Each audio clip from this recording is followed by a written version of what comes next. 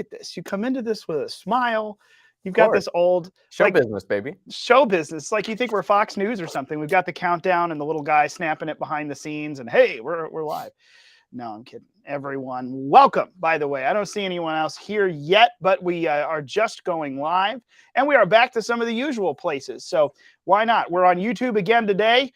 We still have a strike on our account because we talked about free and fair elections, heaven forbid. But I don't want to go down that road again. We're finally not banned from posting videos. So welcome everybody to another Unauthorized Caucus. As we've got folks coming in here, I will say we are streaming across YouTube, Rumble, Facebook, and Twitter. So wherever you are, hit that like button, give us a comment, pop into the chat, talk to us, give us some ideas, give us some feedback. Not only does that help the algorithms a lot, but actually that's what helps us, and this gets the conversation going. So we are back. Oh, and first things, by the way, the number one and most important thing, go to phyllisschlafly.com, sign up for that email list on the little top banner up there, and you will help us make sure that you are censor proof. So when inevitably we get kicked off again, especially since we're about to talk about guns and transgender things today, likelihood that YouTube will not like that. So we will probably see you on Rumble again next week. Not that I'm trying to invite trouble, but welcome everybody to Unauthorized Caucus. We've got a lot of stuff to talk about today. Andrew, first and foremost, there are just a couple of blazingly obvious things on the screen that we need to address. First of all, today is the, arguably a religious holiday in St. Louis, but the national holiday of opening day for Major League Baseball. Sorry, I'm not trying to be sacrilegious, everybody, but we take our baseball seriously. So obviously it's getting warmer. It's opening day. We've got some swag going around, but this isn't the controversy I'm talking about. The controversy that we're putting to rest is over on Andrew's side. The Unity ticket is behind him on the screen. This is Andrew's proclamation for 2024, the Unity ticket of the Ron and the Don. Well, first I thought you were talking about my new polo shirt, the controversial elephant in the room, but I guess you're talking about this? Well, it is a very subdued blue, so it was a little off for your normal subdued grays and subdued, but it was, I was trying not to draw attention to your shirt, really. That's what I was shooting for. I was trying to be a little showy, but yeah, you've got past and present MAGA and then future MAGA. Just a little unity, same home team, in the spirit of opening day with the Cardinals. Yep. Right. Opening day. It's kind of like when Albert went to LA, we still loved Albert. And then he came back around. Well, and that one was a little dicey here for the first year or two. Here. Let's not make that comparison. That one was dicey for the first couple of years. So let's have this is a little dicey right now, but you see how happy they look together? They look pretty buddy. It's true. I think there's something going here. And again, I'm reminded, and we're not getting into the election stuff today per se, but I was reminded, and I'll go ahead and make a good book recommendation. I was telling Andrew offline about it. Corey Lewandowski, Trump's first campaign manager, and Dave Bossie, who was attached to the Trump campaign as an advisor and deputy campaign manager, they wrote a book. Was it 2017? I think it was 2017, 2018, called Let Trump Be Trump. And it was their inside story. And everyone always writes an inside story from the White House, and it turns out to be a load of hooey that no one will endorse because a lot of it was sensationalized. But these guys actually wrote a really good inside story, and it does a very good job. It tells you about Trump the man. It tells you about the background, but it does a really good job talking about the grassroots beginnings of the Trump campaign. And it really is interesting to see this is a phenomenon that came back to America, something we really hadn't seen since Reagan, when the fiscal and social conservatives really tapped into the working class votes again. And it's pretty interesting. I think that it is a very interesting study for those of us who are wanting to participate in the grassroots in 2024. So go check it out. Grab it on Kindle if you approve of that nasty e-reader stuff, or if you want the real physical book, go buy a copy, get an audio book. But it's a very interesting study. I think that there might be some wisdom to glean about coalitions and building and the political system there for 2024. That one's for free. I'm not going to charge for that one. So there's your thing. But we got here we go. We got the YouTube folks coming back on. Oh boy. Well, we're just going off with right in there. How does MAGA fit into Maoist style cultural? How does MAGA fit into the Maoist style American cultural revolution? Thank you, Christ crucified for you, for just launching us into the really, easy, shallow topics first. Right. Bob Bevel from New Hampshire. Hey, Bob, good to see you. Glad you're being with us. Well, I'm glad y'all are there. I'm glad that we're here. So let's dive into it. Oh boy, this has been an interesting week. It has been a very tragic week for not just folks in Nashville, but around the country. But it really brings us back to what's happening and what we can do about it. And, I mean, there is an instant run of politicians from both sides running out to give political answers, even if your political answer is to not have a political answer. But there are things that we can do to address the problems in our nation. But the first thing we have to do is figure out what the problem really is. And especially when there's one side of the political spectrum using and abusing these tragedies for their own political gains, for an agenda that they have that's really not connected, it makes it difficult. And this is, again, what we're all about on this program, is we like to get down to it. What should conservatives be talking about? And as we do that, you got to dig through an issue to get down to the value behind what's happening. So Andrew and I went back and forth a little bit. And this week we talked about the fact that this Nashville school shooting here at Covenant Presbyterian School had some implications in two different directions. This really brings us back to the conversation around the radical gender ideology, what it's doing to our children. And then also, of course, guns in America, the attempt to control arms, or the attempt to expand the right to defend yourself and other people, to preserve human life, is what it comes down to. So these are the two different directions. We kind of wanted to just talk about this. Sometimes we like to go beyond the headlines and not just talk about what everyone's talking about. But this is so big and this runs so deep. I thought it was worth really going ahead and diving into it. So let's go. We've got guns and gender ideology stuff. Andrew, do you want to dive off and give us maybe a top level for you here? Like what, I don't know, what do we do about this one? Because this is almost different. This really was a targeted attack against a Christian environment very specifically. So this brings a little bit of a different motive level to it. And also, right. I mean, it's always terrible when it's kids, but this is young kids. This is something that's deeply disturbed and depraved, and also smacks of, as much as I hate the phrase hate crime, I don't know if such things exist really, I doubt that, but this kind of smacks of that. There is a very targeted attack based on ideology here on both sides. So give us a top level. What are you thinking? Well, obviously, all this comes back to a spiritual issue, right? This individual, Audrey Hale, who you and I talked about this, Ryan, even the name element of this whole story, where the media is having a very hard time calling this individual by their real name and their real gender when it's a tragedy. Christians were targeted. This heinous woman, Audrey Hale, went and targeted Christians. And the media is having a hard time saying that. I've seen so many stories and so many headlines about, Audrey Hale was, rejected by her Christian parents, and they're sympathizing with her. Like, she had this horrible, horrible childhood that led her to do this because what Christians did to her. Right. And, this whole thing about calling her Aiden and by her transgender name, and the police having a hard time identifying her. It's a laughingstock, not the event, but the media reaction to just the very basic things about name and gender regarding Audrey Hale, who did this shooting. But ultimately, this is a spiritual problem, Ryan. There's no doubt that she targeted the school because it promoted a Judeo-Christian worldview, and it was a Christian institution. I would love for the Nashville Police Department to release the manifesto of Audrey Hale, which I think will be very, very telling. But they refused to do that. But it's a spiritual issue. It's a spiritual issue where children have been taught, and I'm sure this is the case with Audrey Hale, that there's no absolute truth, there's no God, there's no right and wrong. Right. And you can be whatever gender you want to be. You can identify as whoever you want to identify as. And, really, Ryan, the ultimate response to that ideology is that, really, at the end of the day, actions don't have consequences and there's no morality. So why wouldn't going and doing a school shooting be wrong? Who's to say that's wrong? If you can be whatever gender you want to be, you can be whoever you want to be, whenever you want to be, however you want to be, then why is murder wrong under that same rubric? So that's the root underlying issue here. And then also just the whole topic of guns. Everyone was saying she went in and, had AR-15 style weapons. Well, no, she had handguns, she had pistols. that were 9mm. I believe it was like a Kel-Tec Sub 2000, I think that she had, which is a 9mm pistol platform. It's not an AR-15. And then also the Nashville chief of police, John Drake, came out and said the day of the shooting that Audrey Hale was going to maybe target another school, but decided not to because, quote, it had too much security.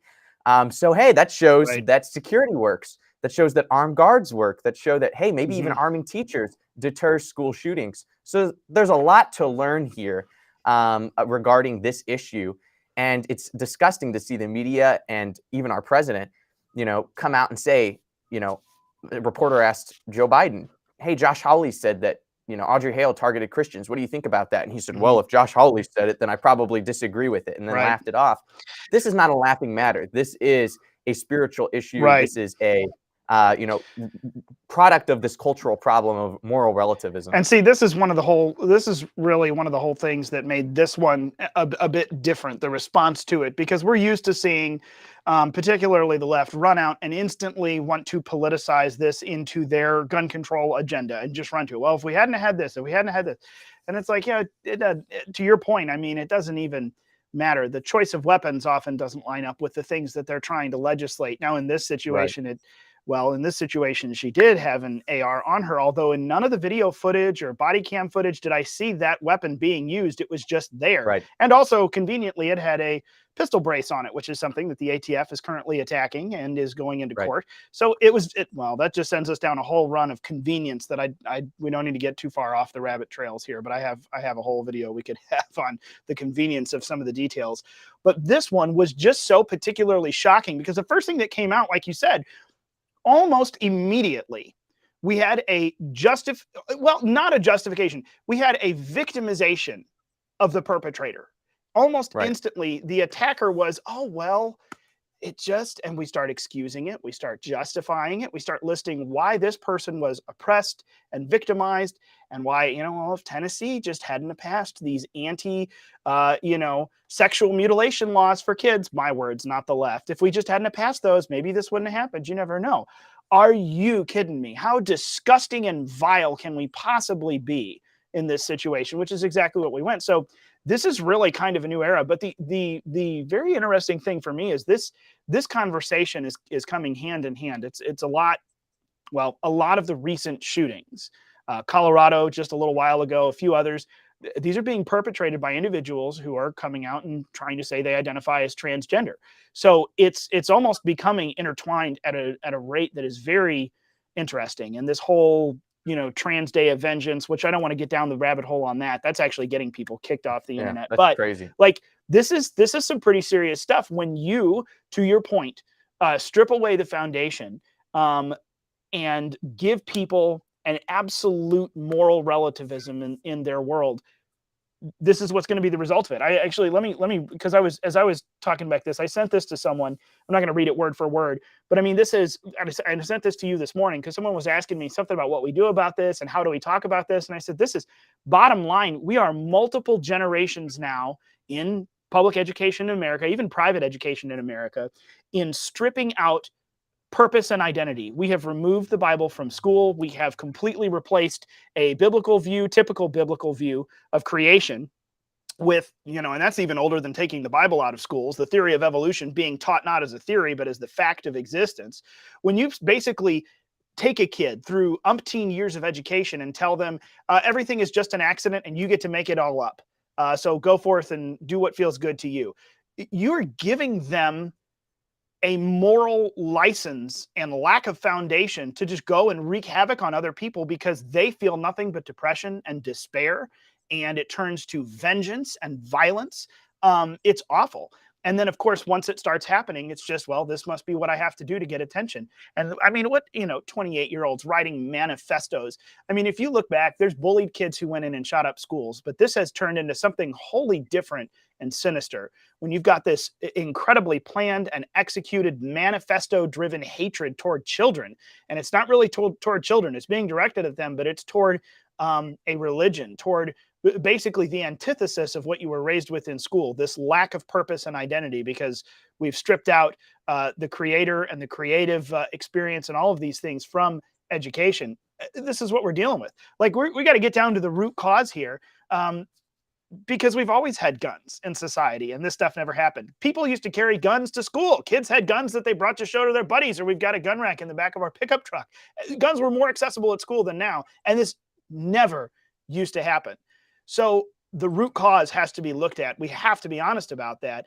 And that's really tied into this transgender stuff. We have confused, destroyed, depressed young people who've been victimized. Truly, they have been, by people looking to use them and destroy, our future generations. And it's really, it's I don't know. This week I've kind of been at a loss for words, because I can get down to brass tacks on this, but we've just never seen anything like this before. So that's it. What do you think? Because we've got a few different directions we could go here, and I want to keep today's conversation a little short to make up for last week, where we went, nearly an hour. Well, Rumble made us do it, by the way. We were just giddy on the Rumble live high, which we're high. We are live on Rumble again. So by the way, if you're watching somewhere else, feel free, go over to Rumble, find us, Phyllis Schlafly Eagles, hit the subscribe button, because if we get knocked again, that's where we're going to be. So make sure you do that. Yes, it is evil. There's someone pointing out here in the chat. And I see here also she had murder in her heart and vengeance as a motive. That's what this boils down to. That's what this is. But the move to immediately victimize her as well from every level of government all the way up to the White House has just truly been despicable. Yeah. So, there's the spiritual element of this, right? Where there's the satanic movement, which is, Marxism, that pushes moral relativism as a tool to get people to question absolutes and moral truth, to change their gender, to change the definition of morality and reality, to make it into whatever you want, so you can do whatever you want, whether that be, being a different gender, or going and doing a school shooting out of the hatred in your heart that is rooted out of that ideology. But one thing I just can't shake from this whole instance is, one kind of practical application was that, and I mentioned this briefly, and I pulled up the quote, was that police chief John Drake, when he gave that original press conference afterwards, he said, and this is a quote, "There was another location in the manifesto and plans of Audrey Hale that was mentioned, but because of a threat assessment by the suspect, there was too much security and they decided not to."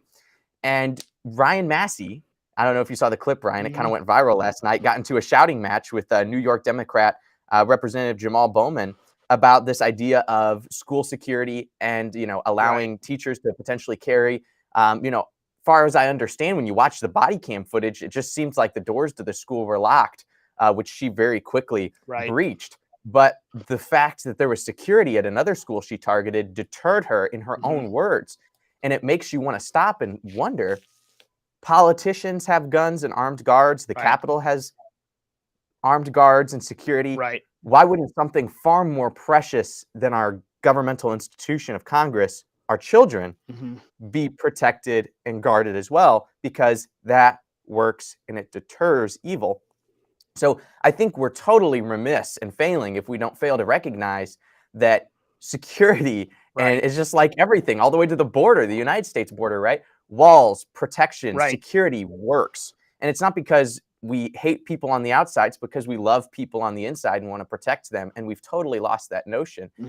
So there's that deeper spiritual element to why she did this, and that moral relativism and Marxism, and ultimately, the satanic evil that's being imposed on people's ideologies. But then there's also that practical level of, we need to stand up in our country and protect our children physically and mentally, because we know they're being groomed and sexualized in schools. We need to protect them mentally and psychologically, but also physically, because we're living in such a tumultuous world that wants to grab and attack our children.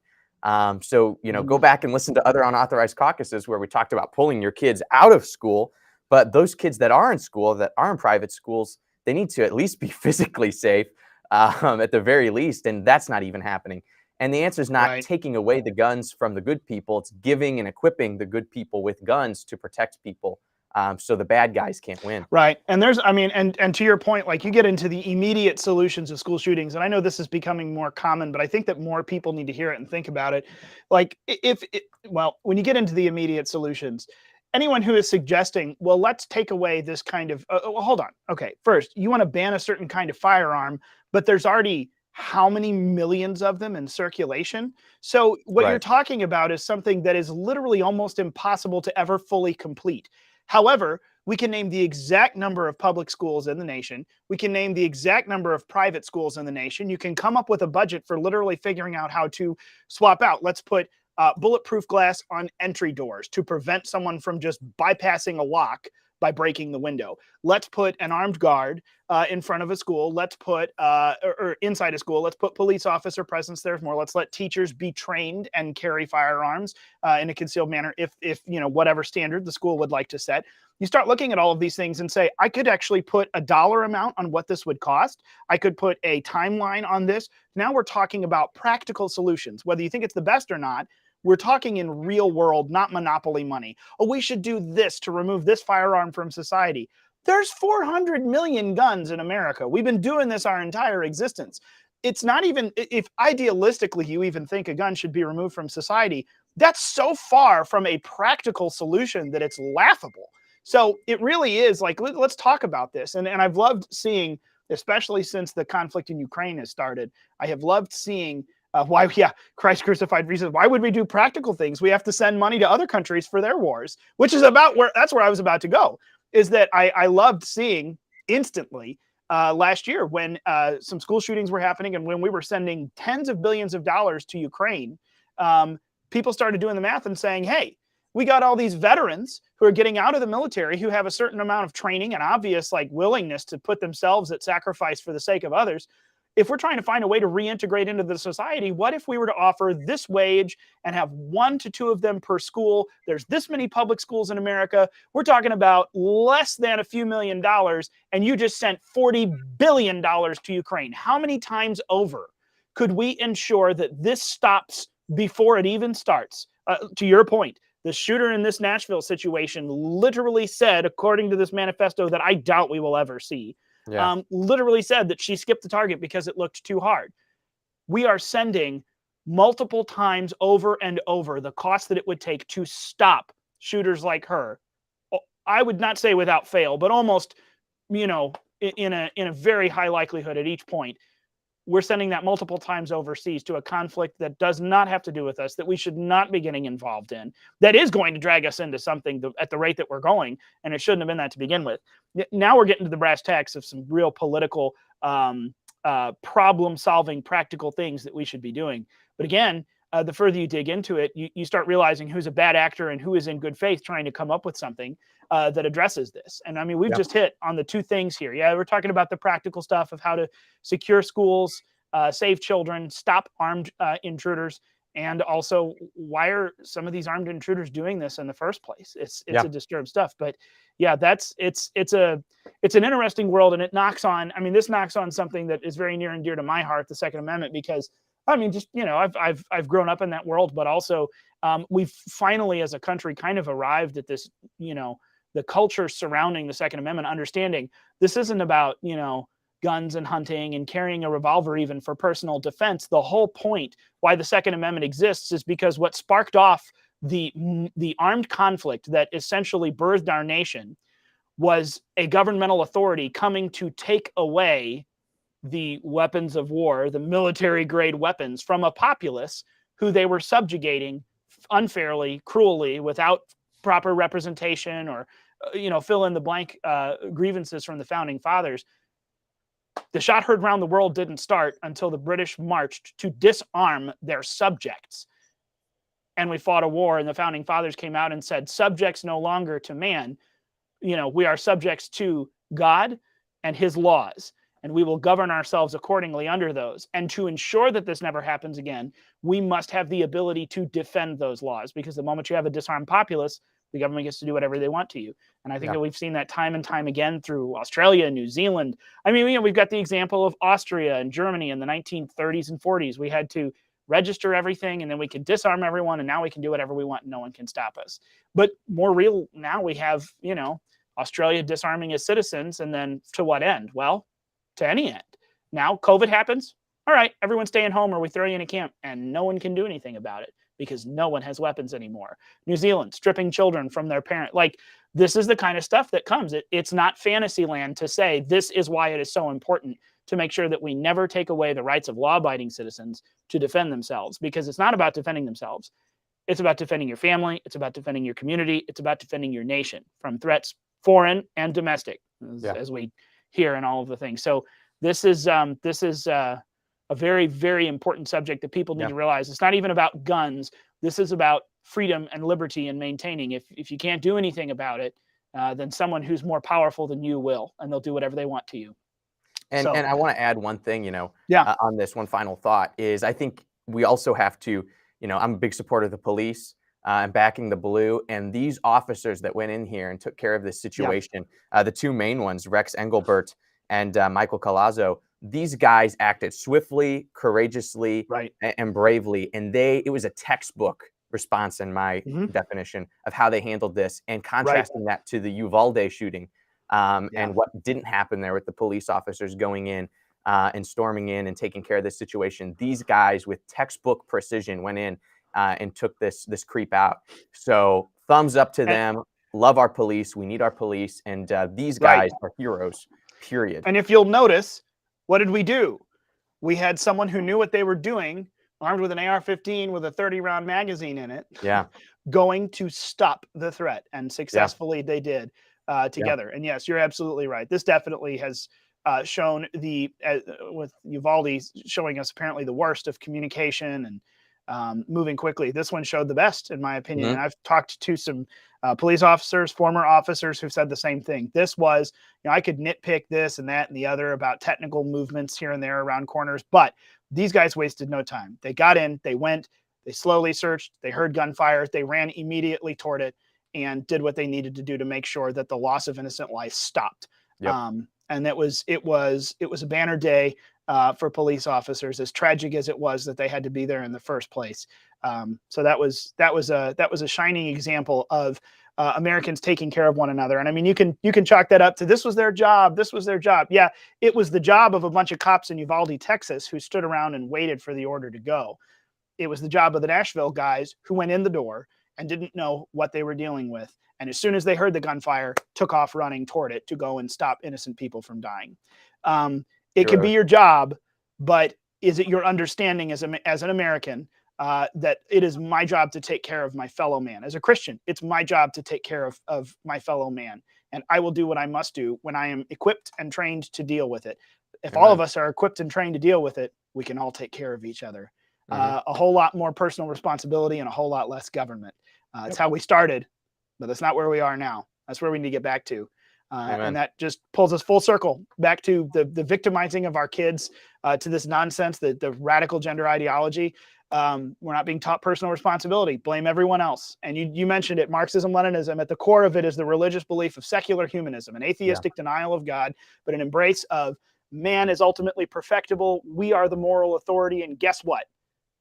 That doesn't work. What it leads you to is this brokenness that we're watching. We got to start taking personal responsibility for our own actions, and you got to start taking responsibility for people around you too. And all of a sudden, you start living in a world full of the officers that we saw, and not this very vengeful and disturbed young woman who decided to take a bunch of lives of innocent children. So that's where we need to shoot for. There's a lot of stuff to this, but we want to just bring up a few things. I guess, Andrew, unless you have any other final thoughts, we'll go ahead and close her out here. We're at about a half hour here today. I'm good. That's good. All right.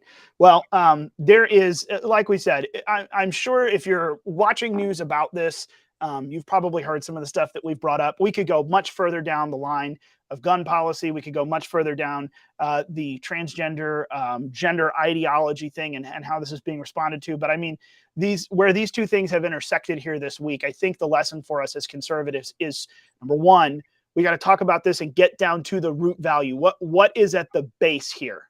What are we dealing with in terms of the bottom line fundamental value that is affected and that we have to tweak and get back to or change? And then number two, we need to have these conversations and realize where these things intersect and make sure that we're well versed to be able to go out and talk to folks who don't agree with us.